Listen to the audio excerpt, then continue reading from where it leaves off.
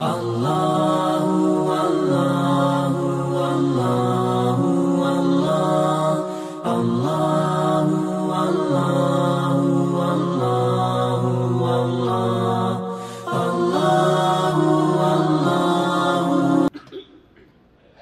Innal hamdalillah nahmaduhu wa nasta'inuhu wa nastaghfiruh wa na'udzu billahi min shururi anfusina wa sayyiati a'malina.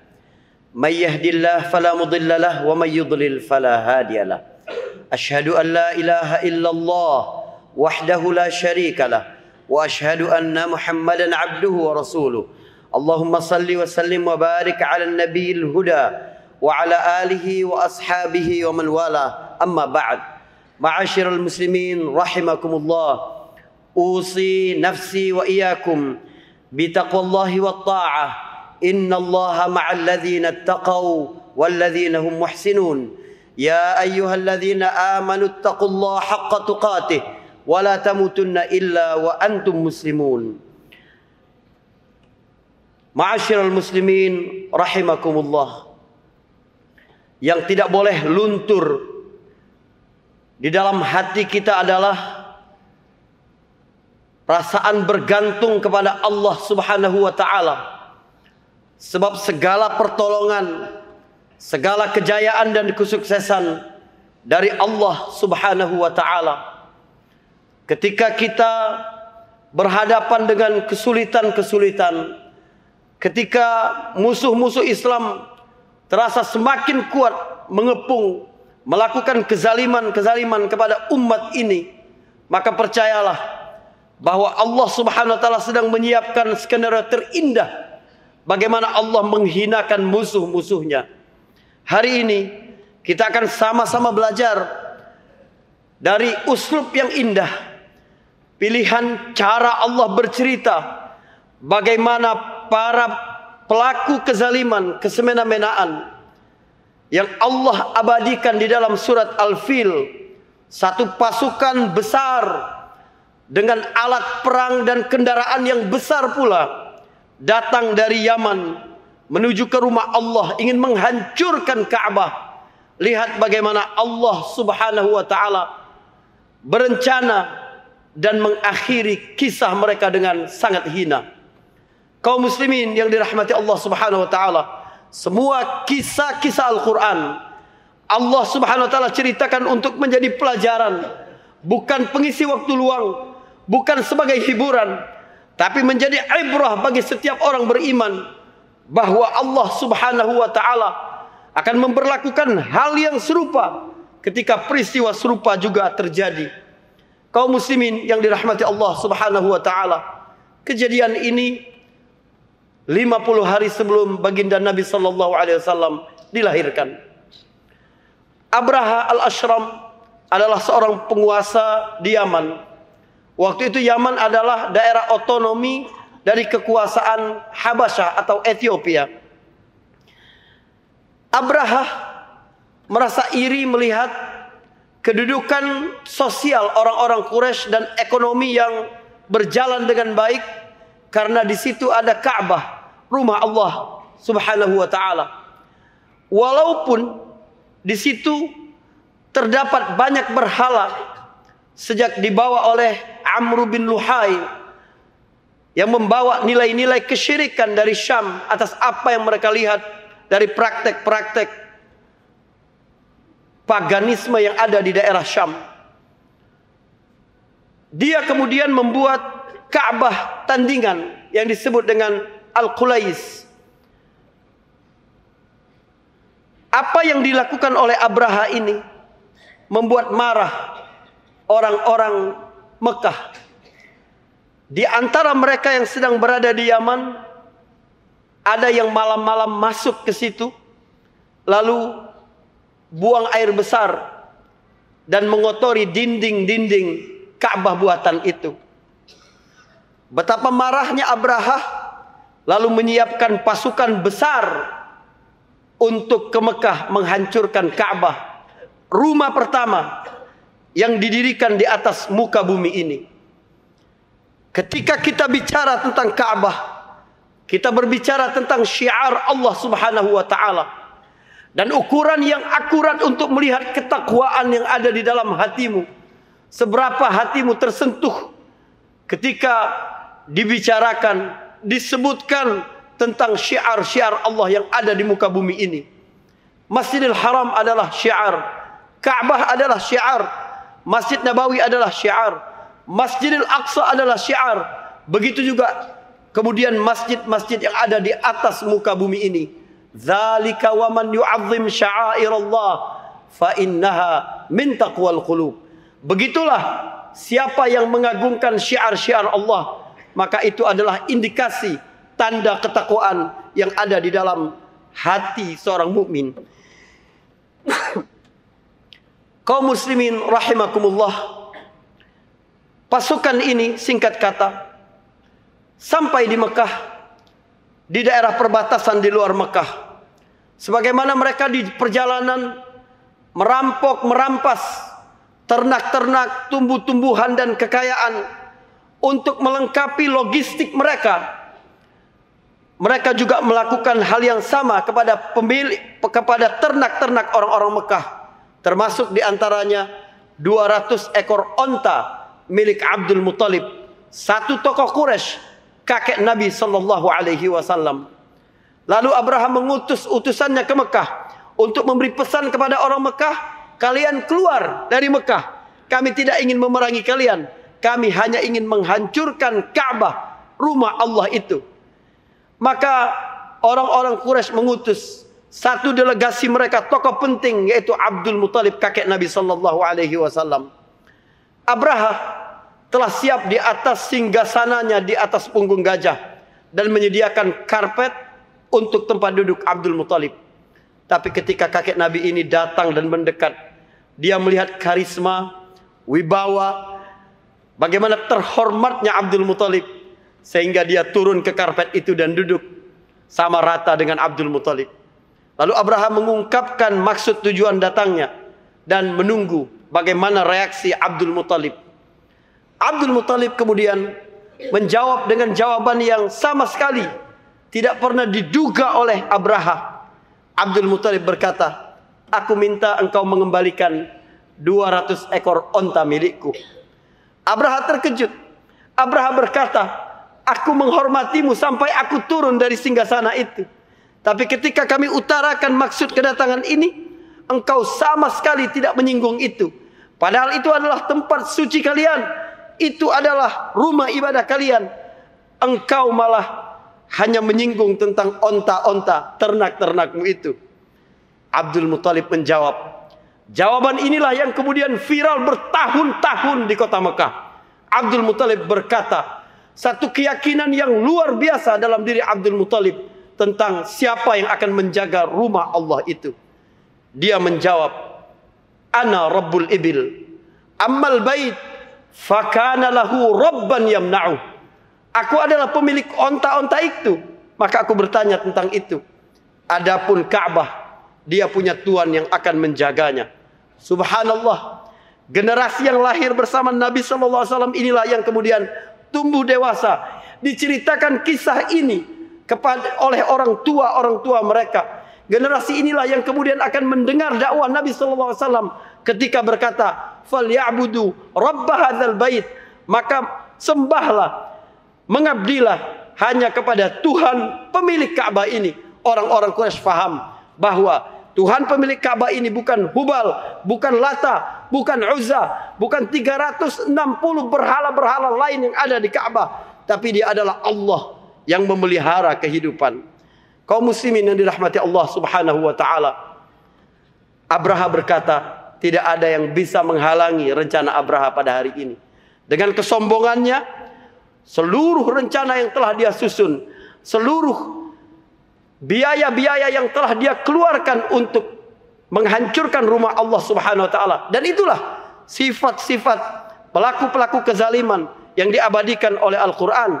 Innal ladzina kafaru yunfiquna amwalahum liyasuddu an sabilillah fasayunfiqunahu thumma takunu alaihim hasaratan thumma yughlabun. Orang-orang kafir itu sanggup mengeluarkan dana yang besar untuk memalingkan manusia dari Allah Subhanahu wa taala. maka dia akan terus mengeluarkan dana-dana itu, biaya-biaya itu. Tapi kata Allah, dana yang mereka keluarkan itu kemudian akan menjadi penyesalan bagi mereka, dan mereka akan dapat dikalahkan. Saudaraku, yang berkata ini adalah Allah, yang tidak pernah menepati janji, yang tidak pernah tidak tepat dengan janjinya. Yang berkata ini adalah Allah, dan bagi orang beriman, segala informasi dari Allah Subhanahu wa taala sama meyakinkannya seperti dia melihat langsung hal itu. Karena itulah ketika Allah mengabadikan peristiwa ini, apa yang Allah lakukan kepada tentara bergajah ini, Allah menurunkan firman-Nya kepada Nabi sallallahu alaihi wasallam, "Alam tara kaifa fa'ala rabbuka bi ashabil fil." Perhatikan uslub yang indah dalam Al-Qur'an. Allah memulai dengan sebuah pertanyaan, apakah engkau tidak melihat ya Muhammad bagaimana Tuhanmu berbuat kepada tentara bergajah? Ma'asyiral muslimin rahimakumullah. Apakah Nabi melihat peristiwa ini? Tidak. Sebab dia terjadi 50 hari sebelum beliau dilahirkan. Jadi apa maksud Allah berkata kepada Nabi, apakah engkau tidak melihat? Apa maksudnya? Maksudnya adalah alam ta'lam, apakah engkau tidak tahu? Atau maksudnya adalah alam tasma', apakah engkau tidak mendengar? Tapi Allah tidak menggunakan dua kata itu. Mengapa? Sebab bagi orang mukmin, segala informasi dari Allah sama meyakinkan seperti dia menyaksikan langsung. Itulah yang disebut dengan ainul yaqin. Kaum muslimin rahimakumullah.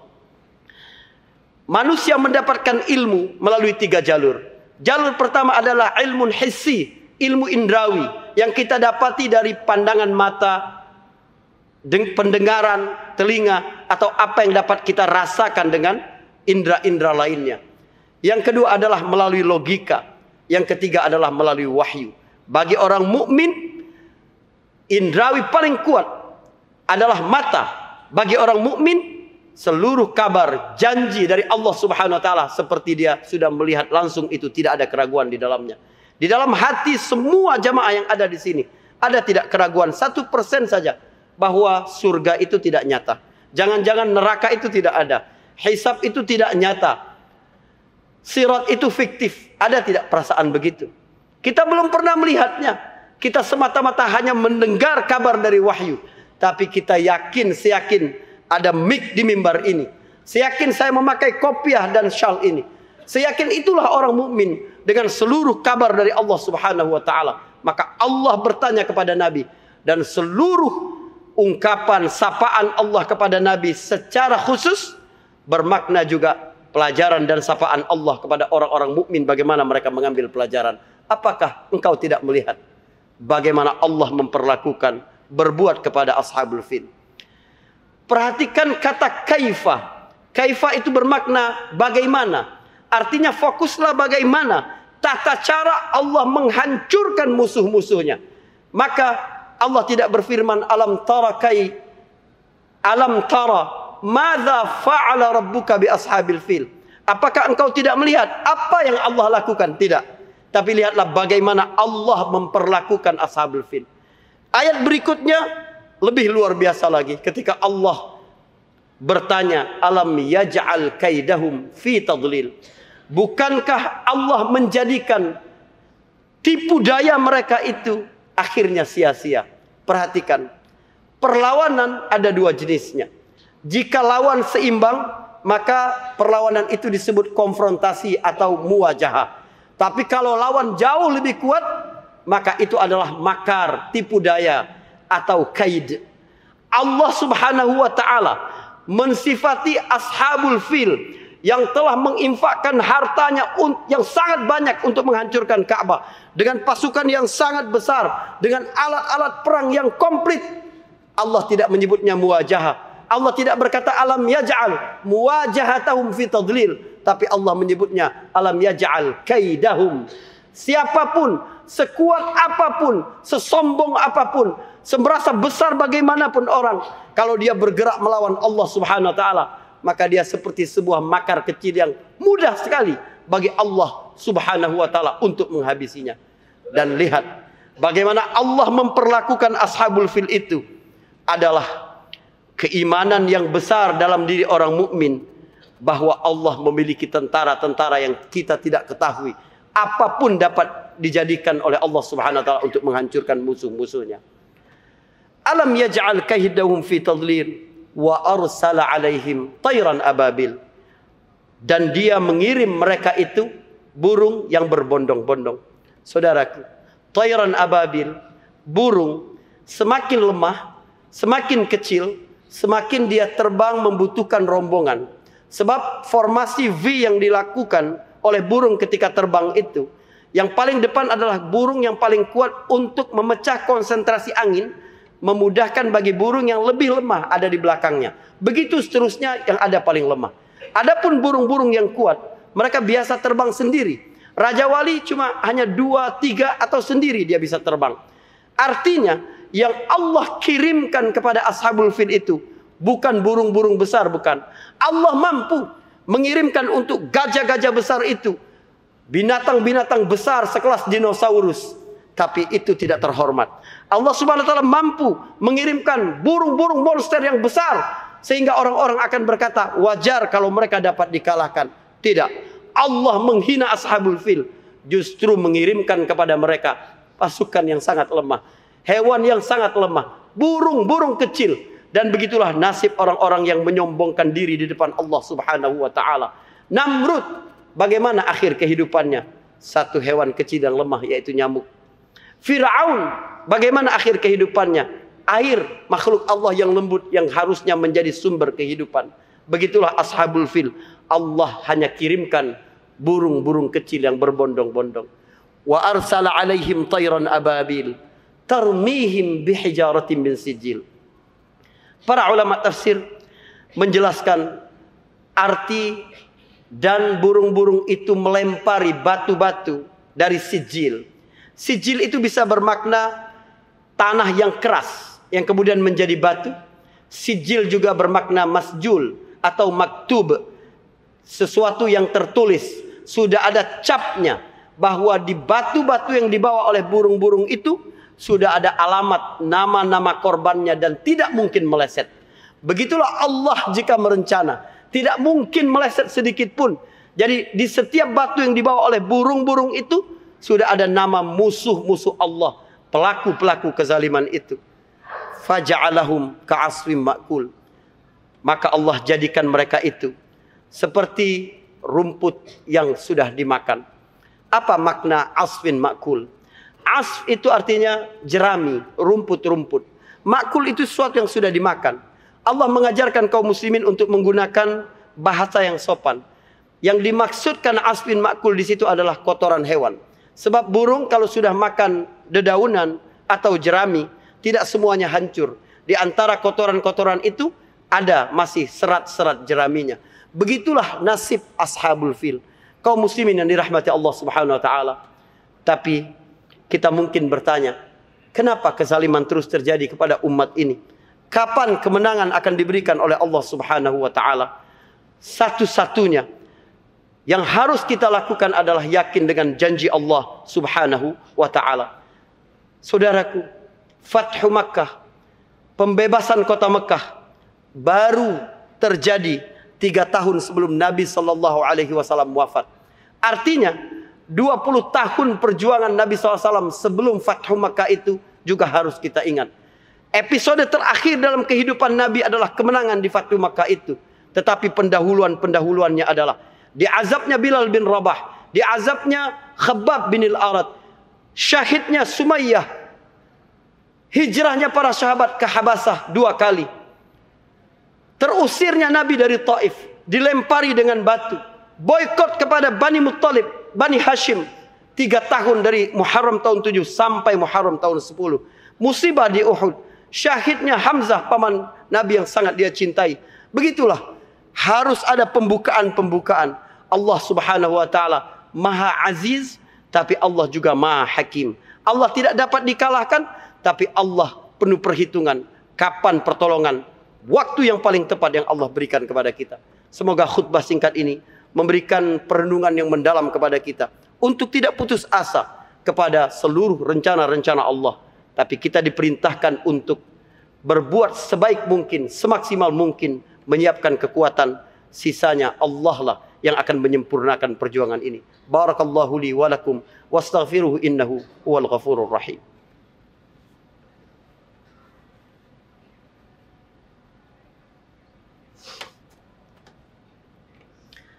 Alhamdulillahilladzi arsala rasulahu bil huda wa dinil haqq liyudhhirahu 'ala ad-din kullih wa kafa billahi shahida. Asyhadu an la ilaha illallah wahdahu la syarika lah wa asyhadu anna Muhammadan 'abduhu wa rasuluh. Allahumma salli ala Muhammad wa ala ali Muhammad kama sallaita ala Ibrahim wa ala ali Ibrahim innaka Hamidum Majid. Allahumma barik ala Muhammad wa ala ali Muhammad kama barakta ala Ibrahim wa ala ali Ibrahim innaka Hamidum Majid. Ma'asyiral muslimin rahimakumullah, usi nafsi wa iyyakum bitaqwallah. Ya ayyuhalladzina amanu taqullaha haqqa tuqatih wa la tamutunna illa wa antum muslimun. Saudaraku, Khabbab bin al-Arat mendapat siksa yang luar biasa dari majikannya Ummu Anmar. Dia diseret dengan rambutnya yang panjang itu di jalan-jalan bebatuan cadas dan sangat panas di kota Mekah. Tidak ada satupun dari kulit Khabbab ini yang tersisa kecuali luka dan lubang-lubang. Dalam keadaan seperti itulah dia datang kepada Nabi SAW. Berempatilah kepada Khabbab. Bagaimana akhirnya dia datang kepada Nabi karena memang sangat berat apa yang dia rasakan itu. Nabi waktu itu sedang berbaring di salah satu sisi Ka'bah sebelum hijrah. Khabbab datang dan berkata kepada Rasulullah, "Ya Rasulullah, ala tad'ullah lana, ala tastansiru lana." Ya Rasulullah, apakah engkau tidak berdoa untuk kami kepada Allah? Apakah engkau tidak minta pertolongan kepada Allah untuk kami ini? Ya Allah, Khabbab datang setelah ujian yang sangat berat itu. Dia datang pun minta didoakan kepada manusia yang paling mustajab doanya. Apa yang salah? Doa tidak salah. Doa adalah senjata kaum muslimin. Doa adalah inti ibadah. Tapi Rasul SAW melihat sesuatu yang tersirat. Ada keputusasaan, ada ketergesa-gesaan dari ucapan Khabbab itu. Sehingga Nabi bangkit, berubah wajahnya. Dan Nabi berkata kepada Khabbab, "Khabbab, dulu, umat sebelum kalian dulu, ada yang ditanam separuh tubuhnya. Lalu digergaji dari kepalanya sampai terbelah. Dan dia tetap di atas agama Allah Subhanahu wa ta'ala. Ada lagi yang disisir dengan sisir dari besi. Sampai terpisah daging-daging dari tulang-tulangnya. Dan dia tetap di jalan Allah Subhanahu wa ta'ala. Demi Allah, akan datang pertolongan Allah. Agama ini akan mencapai kejayaannya. Sampai seorang dapat lewat dengan aman dari Sana'a ke Hadramaut. Padahal itu adalah wilayah yang paling tidak aman. Tetapi kata Nabi, walakinnakum tasta'jilun. Tetapi kalian tergesa-gesa. Teruslah, jangan berputus asa dengan perjuangan ini.